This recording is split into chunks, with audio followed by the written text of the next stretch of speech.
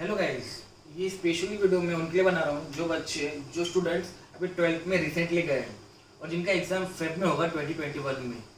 Guys, ये important lecture होगा आपके लिए।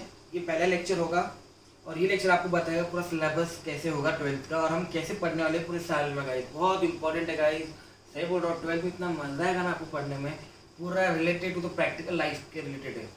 11th में जैसे कि आपने पढ़ा था कैश बुक, सब्सिडरी बुक, उस टाइम बोर होता था, अभी बोर नहीं होगा क्योंकि हर एक chapter, each and every chapter is related to the practical world guys. Okay, तो आपको प्लीज बहुत अच्छी तरह पढ़ना है, मगअप नहीं करना है। आपका सिलेबस जो है ना भाई, सही बोल रहा हूँ, लिटरली बोल रहा हूँ, आपका जो फाउंडेशन है सीए का इंटरमीडिएट जो होगा, बहुत सारा लिंक तो इससे होगा। अगर आपको ये बेसिक नहीं आएगा तो आगे कैसे आएगा गाइस। तो बहुत मस्ट है कि 12th को पूरा कंसेप्चुअल पढ़ना है, मार्क्स आएगा रे। और पास से ऐसे होने वाले हो, पास से कोई टेंशन नहीं है, पास के लिए पढ़ना भी नहीं, मेन पढ़ना है आपको कंसेप्चुअल नॉलेज के लिए। कंसेप्चुअल अच्छा होगा ना गाइस, मार्क्स भी अच्छे आएंगे।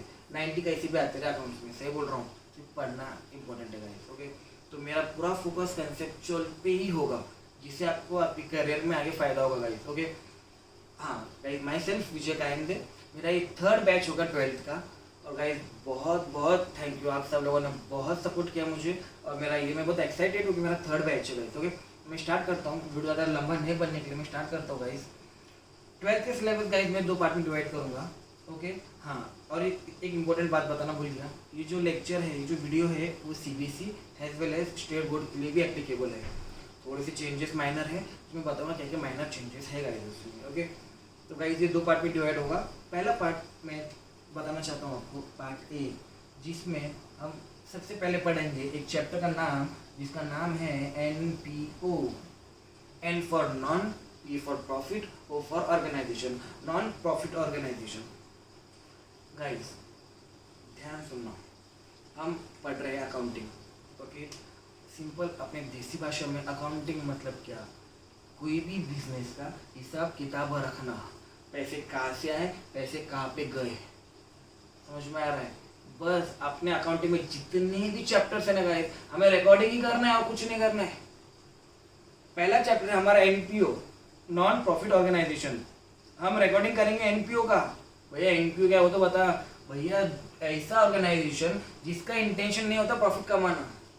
क्या बोला, अरे मैं बोल रहा हूँ, ऐसा ऑर्गेनाइजेशन जिसका प्रॉफिट कमाना कोई इंटेंशन नहीं होता। ऐसे भी होता है क्या? हाँ, चैरिटेबल ट्रस्ट, उनको क्या प्रॉफिट कमाना है, उनको तो सोशल वर्क करना है ना भाइयों। अच्छा, मतलब हम वो अकाउंटिंग करेंगे, ऐसे फर्म का, ऐसे ऑर्गेनाइजेशन का अकाउंटिंग करेंगे जिसका इंटेंशन प्रॉफिट कमाना नहीं होता। हाँ, हम ऐसे ऑर्गेनाइजेशन का अकाउंटिंग करेंगे जिसका इंटेंशन प्रॉफिट कमाना नहीं होता। ओके, तो हाँ गाइस, सिंपल, इसमें कितने एक्सपेंसेस होंगे, इनके सोर्सेज ऑफ इनकम क्या है, पैसा कहाँ से आया, ये हर एक चीज़ हम रिकॉर्ड करने वाले हैं। इनकी बैलेंस शीट कैसे बनाई जाती है गाइस। ओके, इसमें P&L अकाउंट नहीं होता, इसमें इनकम एंड एक्सपेंडिचर अकाउंट होता है। जब मैं सिखाऊंगा ना मुझे 2 चैप्टर, तो इसके सिर्फ बेसिक्स भी लगेंगे। बहुत मजा आएगा, बहुत इंटरेस्टिंग चैप्टर है और मार्क्स गेनिंग चैप्टर है गाइस। ओके, तो थोड़ा सा ध्यान रखना पड़ता है। ओके, आई होप आपको NPO का थोड़ा सा तो भी समझ में आ गया होगा गाइस। मूव फॉरवर्ड करता हूँ 2nd चैप्टर पे, और भाई बहुत बहुत इंपॉर्टेंट चैप्टर है जिसका नाम है पार्टनरशिप अकाउंट। मैं शॉर्ट में लिख रहा हूँ, ठीक है, पार्टनरशिप फाइनल अकाउंट गाइस, मैं सिर्फ पार्टनरशिप लिख रहा हूँ, चलेगा। पार्टनरशिप में भी हमें 4 कंसेप्ट पढ़ने का है, बहुत इंपॉर्टेंट है, ध्यान सुनना भाई। हम पहले बेसिक्स ऑफ पार्टनरशिप फर्म क्या होता है, पार्टनरशिप फर्म क्या होता है, पार्टनर्स क्या होते हैं, interest on capital, interest on drawing. मुझे मालूम है आपका भी समझ में नहीं आ रहा होगा, पर स्टिल जब मैं पढ़ाऊंगा तब अच्छी तरह समझ में आएगा। अभी तो मैं सिर्फ इंट्रोडक्शन दे रहा हूँ ना, हम क्या क्या पढ़ने वाले हैं। सेकंड चीज़ आएगा आपका admission of partner, admission of किस बात का, एडमिशन ऑफ पार्टनर। थर्ड चीज़ हम आएंगे retirement of partner guys. Okay, retirement of partner. Third हम आएंगे death of partner, death of partner. और लास्ट हम इसमें पढ़ने वाले हैं डिसोल्यूशन ऑफ फर्म। गाइस ध्यान सुनना, बहुत इंपॉर्टेंट है, ध्यान से सुनना। जब मैं एडमिशन की बात कर रहा था उसमें पार्टनर था, जब मैं रिटायरमेंट की बात कर रहा हूँ तब भी पार्टनर है, और जब मैं डेथ की बात कर रहा हूँ तब भी पार्टनर है, और जब मैं डिसोल्यूशन की बात कर रहा हूँ, ध्यान सुनना, जब मैं फर्म की बात कर रहा हूँ, एक एक समझाता हूँ आपको, बहुत कम समय में समझाने की कोशिश करूँगा आपको, ठीक है। फॉर एग्जाम्पल गाइस, आप आपका नाम राम है, राम, आप कौन हो? राम। गाइस थोड़ा ओके, आप राम हो, आपके दो दोस्त थे, एक सोनू है और एक मोनू है। आप तीनों बहुत ही जिद्दी दोस्त थे। आपने चाहा कि हम तीनों आके कोई बिजनेस स्टार्टअप करते हैं, तो आप तीनों साथ में आए और आपने एक फर्म बनाया और आप ये फर्म रन कर रहे हो। आपको 1 साल हो गया, 2 साल हो गया, 3 साल हो गया, प्रॉफिट, बहुत सारा प्रॉफिट आप अर्न कर रहे हो। इसको देख के आपका जो फोर्थ दोस्त था टोनू, इसको लगता है यार ये तीनों कितना अच्छा प्रॉफिट अर्न कर रहे हैं, क्यों ना हम मैं भी इस फर्म में जाऊं। तो भाइयों बताओ, ये टोनू भी आपके फर्म में आना चाहता है, तो आपको लगता नहीं ये टोनू आपके फर्म में एडमिशन कर रहा है? तो गाइस जब ये टोनू आपके फर्म में एडमिशन करेगा तो कितना पैसा लाएगा, हम तो रिकॉर्ड कैसे करेंगे, क्या एसेट्स क्या लायबिलिटीज का फ्लक्चुएशन होगा, हम हर एक चीज़ जब ये टोनू आएगा तब कैसे अकाउंटिंग करेंगे, हम कैसा रिकॉर्ड करेंगे, वो चीज़ हम पढ़ने वाले एडमिशन ऑफ पार्टनर में। मतलब एडमिशन हो रहा है किसका, एक नया पार्टनर का जिसका नाम है टोनू। तो हमें एडमिशन ऑफ पार्टनर में सिंपल इतना सीखना है, जब कोई नया बंदा आता है तो हम रिकॉर्डिंग कैसा करेंगे, बहुत मजा आएगा, सिर्फ कैसे भी समझना। ओके चलो अब बताओ कितने पार्टनर हो गए टोटल? 4, राम, सोनू, मोनू, टोनू, 4 पार्टनर हो गए गाइस। कितने? 4 में से मोनू को लग रहा है, मोनू भाई साहब को लग रहा है मेरी एज बहुत हो गई है, मुझे फर्म में नहीं रहना है, मुझे फर्म से निकल जाना है। भाई हमारा रिटायरमेंट ले लेगा, क्या ले लेगा? रिटायरमेंट ले लेगा। और जब वो रिटायरमेंट लेगा तो जाकर ऑफकोर्स कुछ पैसा लेके जाएगा। जब कोई नया बंदा रिटायर होएगा तो उसकी अकाउंटिंग कैसे की जाती है, कैसे हम हिसाब किताब रखेंगे, वो हम सब चीज़ सीखेंगे रिटायरमेंट ऑफ पार्टनर में। अब वो कैसे करना है उस टॉपिक सिखाऊंगा ना मैं आपको। अब तो सिर्फ थोड़ा क्लू दे रहा हूँ। Death of partner guys. अब अच्छा पहले बताओ पार्टनर कितने बच गए? 3 बच गए ना, 4 थे भाइयों, मोनू तो चले गया था, 3 बच गए, राम, सोनू, टोनू। किसी कारणवश दुर्घटना होती है टोनू के साथ और टोनू भाई साहब चल बसते हैं। जब वो चल बसते तो ऑफकोर्स उसका पैसा उसके लीगल रिप्रेजेंटेटिव को देंगे, उसके बच्चों को, उसके बीवी को, स्पाउस को देंगे, तो उसका ट्रीटमेंट क्या होगा, ये सब हमें सीखना है गाइस। तो टोनू साहब चले गए तो डेथ ऑफ पार्टनरशिप में, डेथ ऑफ पार्टनर में हम ये करेंगे कि जब वो मर जाएगा उसके लीगल रिप्रेजेंटेटिव उनके बच्चों को या फिर उसकी स्पाउस जो उसकी वाइफ है उसको पैसे कितने देंगे, कैसे देंगे, ये हर एक चीज़ हम सीखने वाले हैं डेथ ऑफ पार्टनर में। गाइस 2 जन रह गए, कोई बताओ मुझे 2 जन कौन रह गए? राम और सोनू। अभी इनको लगता है यार बिजनेस लॉस में चल रहा है या फिर इन दोनों का जम नहीं रहा है, इनको लगता है हमें धंधा बंद करना है, बंद करना है, मतलब फर्म को बंद करना है। पार्टनर बंद नहीं होता, फर्म बंद होती है। तो गाइस हम करेंगे डिसोल्यूशन ऑफ द फर्म। जब फर्म बंद करेंगे तो उसकी अकाउंटिंग कैसे की जाएगी, एसेट्स बेच के जो आपकी लायबिलिटी उसको चुकाएंगे आप ऑफकोर्स। तो ये हर एक चीज़ हम पढ़ेंगे डिसोल्यूशन ऑफ फर्म में गाइस। ओके तो गाइस बहुत इंपॉर्टेंट है ये पूरा चैप्टर जिसका नाम है पार्टनरशिप अकाउंट।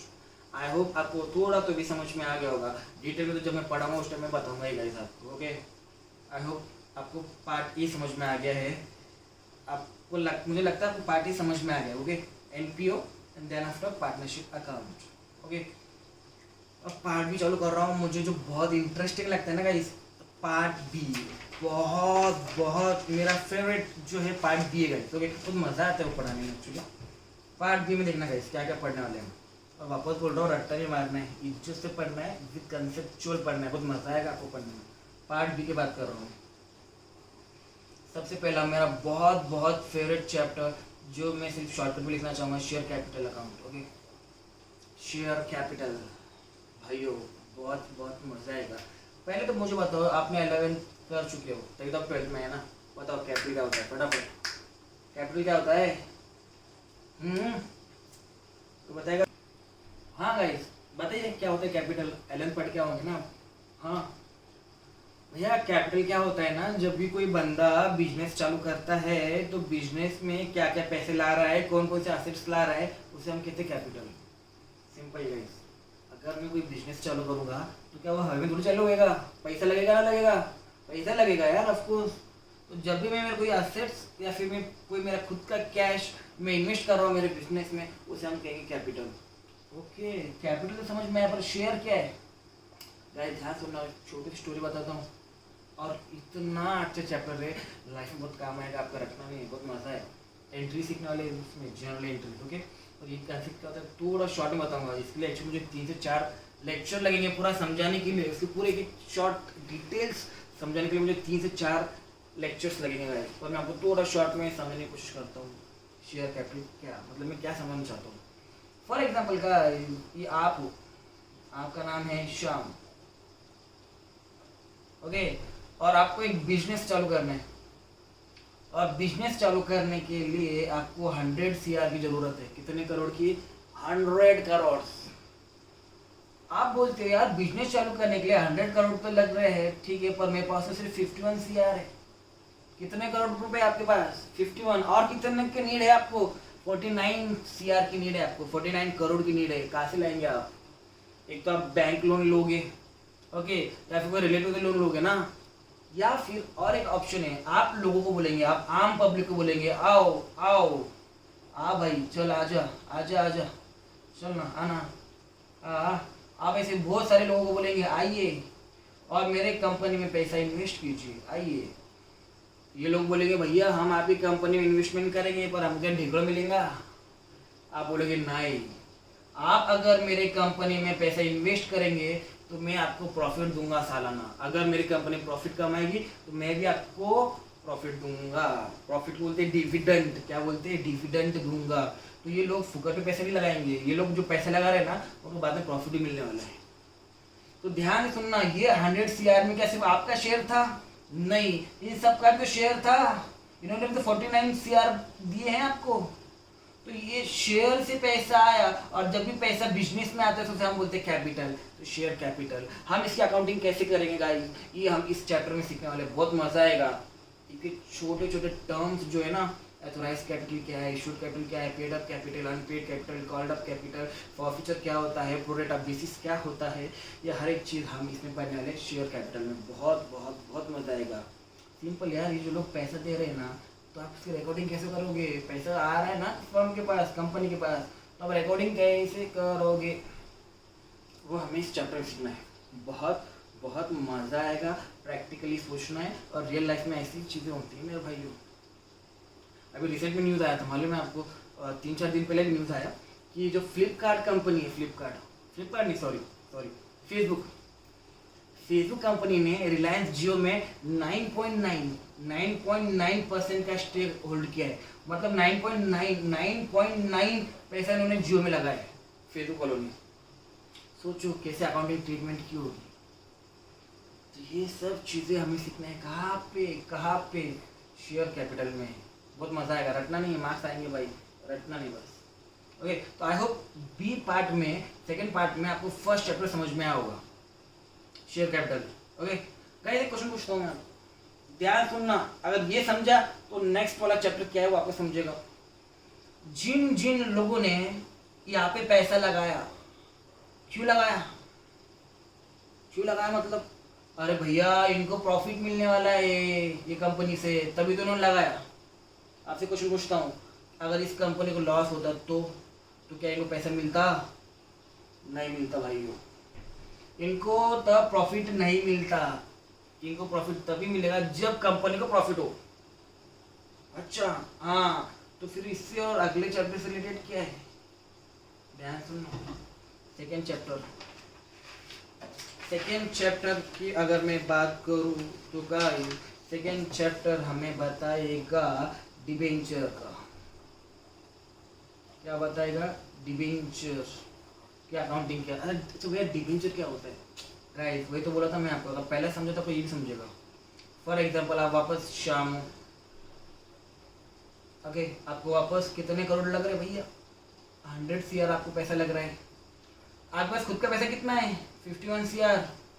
ये कितना भी ले सकते हैं, मैं एग्जांपल ले रहा हूँ। 51 कैसे आया भाई, मैंने एग्जांपल लिया। और बाकी जो 49% है आप किससे लोगे? आम पब्लिक से। ओके, अब ये पैसे कैसे मांगते हैं यार? वो लॉ का है, आईपीओ आएगा, वो इनिशियल पब्लिक ऑफर आएगा, उसमें हमें घुसना नहीं है, हमें अकाउंटिंग ट्रीटमेंट करना है। ओके, आप इन लोगों से पैसा लोगे, है ना? याद है पहले मैं ये एग्जांपल दिया था आपको, हेलो? तो ये जब लोग पैसा देंगे और इनको क्या मिलेगा? प्रॉफिट मिलेगा। है ना।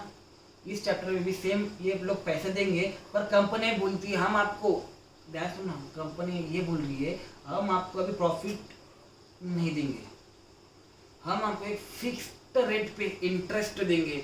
हमें भले ही हमारी कंपनी को भले प्रॉफिट हो भले लॉस हो, आपको क्या मिलेगा, एक फिक्स्ड रेट से इंटरेस्ट मिलेगा। जो कि इससे पहले इसमें क्या था, आपको प्रॉफिट मिलता था, अगर कंपनी को प्रॉफिट हो रहा है तो। इसमें क्या है, इसमें आपको प्रॉफिट नहीं मिलेगा, इसमें आपको क्या मिलेगा, इंटरेस्ट, भले ही कंपनी को फायदा हो या फिर भले ही कंपनी को नुकसान हो। तो गाइस इनको बोलते हैं, जो लोग हैं उनको बोलते हैं डिबेंचर होल्डर। होल्डर बोलेंगे, इन्होंने होल्ड किया है, क्या होल्ड किया है इन्होंने डिबेंचर्स होल्ड किए हैं।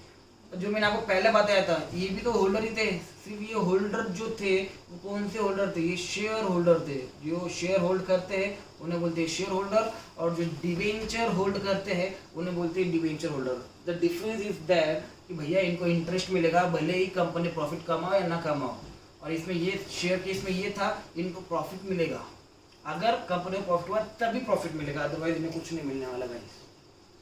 ओके, समझ में आया गाइस। सेकेंड पार्ट में हमने अब तक 2 चैप्टर देखा है, वापस से बोल रहा हूँ। एक शेयर कैपिटल वाला देखा है, और दूसरा जो हमने देखा है डिबेंचर्स की हम अकाउंटिंग कैसे करेंगे। भैया वापस यार थोड़ा कंफ्यूज हो रहा है, डिफरेंस बताना भैया। शेयर में हम देखेंगे शेयर होल्डर्स से जो पैसा आएगा उसको हम कैसे रिकॉर्ड करेंगे। डिबेंचर के चैप्टर में देखेंगे कि जो डिबेंचर होल्डर ने जो पैसा दिया था उसके रिकॉर्डिंग कैसे करेंगे।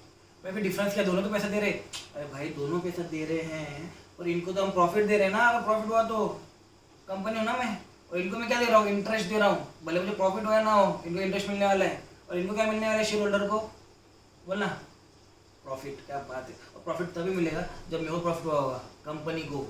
ओके, डिबेंचर होल्डर को ऑफकोर्स यार इंटरेस्ट, प्रॉफिट हो या ना हो कंपनी को, इनको इंटरेस्ट मिलने वाला है। Okay guys, next third chapter की तरफ बढ़ना चाहता हूँ। सेकेंड पार्ट के थर्ड चैप्टर बहुत बहुत इंपॉर्टेंट है, और ये सीबीएसई के लिए है, वैसे स्टेट बोर्ड के लिए ये चैप्टर एप्लीकेबल नहीं है गाइस। ओके, थर्ड चैप्टर का नाम है, बहुत बहुत अच्छा चैप्टर का नाम है, थोड़ा शॉर्ट में लिखता हूँ मैं गाइस, क्योंकि ये चैप्टर के बारे में ज़्यादा बताऊंगा नहीं मैं, इसको तो हमें पढ़ना ही है वैसे भी, तो जगह नहीं है, मैं यहाँ पे लिख लेता हूँ। चलो कोई इशू नहीं। थर्ड चैप्टर का नाम है मेरे भाइयों cash flow statement. Third chapter का नाम है कैश फ्लो स्टेटमेंट। नाम में है मेरे भाई, स्टेटमेंट बनाएगी कंपनी, क्या क्या स्टेटमेंट बनाएगी, कैश के फ्लो का। यार कैश के फ्लो का स्टेटमेंट, ऐसे कौन सा स्टेटमेंट होता है भाई। एक स्टेटमेंट बनाएगी कंपनी, बताएगी कि कंपनी के पास पैसा कहाँ से आया, और जो पैसा आया वो कहाँ खर्च किया, कहाँ इन्वेस्ट किया,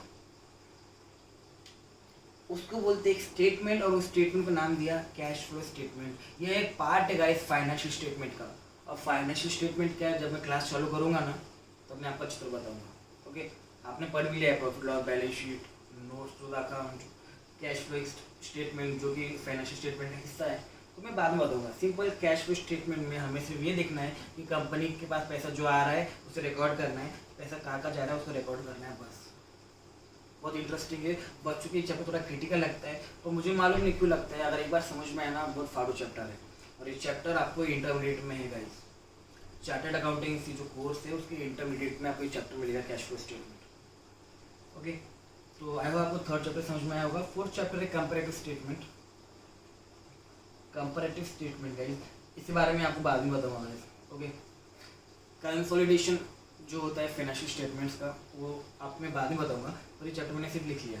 ओके, ये 2 चैप्टर गाइस स्टेट बोर्ड वालों के लिए नहीं है, ये 2 चैप्टर स्टेट बोर्ड वालों के लिए नहीं है। तो फिर स्टेट बोर्ड वालों के लिए क्या है गाइस, जो आपने एलएम में पढ़ा था ना सीबीएसई वालों, हेलो याद आ रहा है कुछ, बिल ऑफ एक्सचेंज, कुछ याद आ रहा है क्या, तुम्हें याद है? ये चैप्टर आपने 11 में पढ़ा था सीबीएसई वालों, ये 12th में है स्टेट बोर्ड वालों को। ओके, स्टेट बोर्ड वालों को ये 2 चैप्टर ना ही है, सीबीएसई वालों को है। स्टेट बोर्ड वालों के लिए बिल ऑफ एक्सचेंज है, जो कि आपका 11th में था स्टेट सीबीएसई वालों। ओके, तो इतना फ़र्क था गाइस। एक बार मैं शॉर्ट सम लिखता हूँ कौन से चैप्टर से, एक बार लास्ट में फटाफट हम चैप्टर्स के नाम लिखेंगे गाइस, ध्यान सुनना। अच्छा आप बताओ, मैं 2 पार्ट में डिवाइड किया था, बताओ ना। पहले पार्ट में मैंने कौन से चैप्टर लिखे थे? 2 ही लिखे थे, याद है आपको? एक एनपीओ और दूसरा partnership account. Guys hello, partnership account लिखा था ना, जिसमें हमने admission of partner, retirement of the partner, death of the partner, dissolution of the firm, partnership firm का डिसोल्यूशन क्या था, याद है क्या? ओए तो चलो बी पार्ट में क्या क्या लिखा था? शेयर कैपिटल की अकाउंटिंग कैसे की जाती है, भूल गए क्या रे? बाद में डिबेंचर्स की अकाउंटिंग कैसे की जाती है, उसके बाद में हेलो कैसा होगा रे आपका, कोई बताएगा मुझे? कैश फ्लो स्टेटमेंट, उसके बाद में कंपैरेटिव स्टेटमेंट। ओके, ये जो 4 है ना गाइस, ये कॉमन है सीबीएसई वालों के लिए और स्टेट बोर्ड वालों के लिए। ये जो 4 चैप्टर दिख रहे हैं ना, वो कॉमन है सीबीएसई के लिए भी और स्टेट बोर्ड के लिए भी। ये 2 चैप्टर से सीबीएसई को है और एक चैप्टर है गाइस जो कि स्टेट बोर्ड वालों के लिए है, bill of exchange. I hope guys आपको पूरा सिलेबस आपको समझ में आया होगा। अब देखिए मुझे बताओ क्या करना है, हमें सिर्फ अकाउंटिंग करना है, सिर्फ रिकॉर्डिंग करना है भैया, जो व्यवहार जो ट्रांजेक्शन धंधे में हो रहे हैं वो सिर्फ रिकॉर्ड करना है, बस इतना तो है यार। इसलिए बोल रहा हूँ मगअप नहीं करना है, आपको लाइफ में बहुत काम आएगा। ओके, अब मैं मेरा प्लान बताऊंगा मैं कैसे कैसे पढ़ाएगा आपको। पहले बात तो हमारे पास ज़्यादा टाइम बचा नहीं गाइस, ओके। लॉकडाउन का सिचुएशन है, कोरोना वायरस ने बहुत बहुत बहुत तबाही मचा के रखी है, तो हमें जल्द से जल्द सिलेबस को ख़त्म करना है, फिर उसको रिवाइज करना है। हमें कैसे भी 3 से 4 बार हमें रिवीजन होनी चाहिए। जितने भी चैप्टर है ना गाइस, जितने भी चैप्टर है 3 से लेकर 4 बार हमारा रिवीजन होना चाहिए। तो काफ़ी कम टाइम है इतना रिवीजन करने के लिए, पर हम पक्का करेंगे गाइस, ओके। अब मैं क्या क्या कवर कराऊंगा, ध्यान सुनना। जो सीबीएसई वाले हैं, हम पूरी एनसीईआरटी की बुक जो होती है गाइस, पूरा का पूरा पूरा पूरा क्लास में सॉल्व करेंगे। एनसीईआरटी की बुक पूरी की पूरी क्लास में सॉल्व करेंगे। और जो स्टेट बोर्ड वाले हैं, उनका जो स्टेट बोर्ड का बुक होता है, उनका वो बुक पूरा सॉल्व करेंगे। महाराष्ट्र गवर्नमेंट का बुक है तो उनका वो बुक पूरा सॉल्व करेंगे, ठीक है। सेकेंड चीज़, पिछले 10 साल के क्वेश्चन पेपर क्लास में सॉल्व करेंगे इस बार।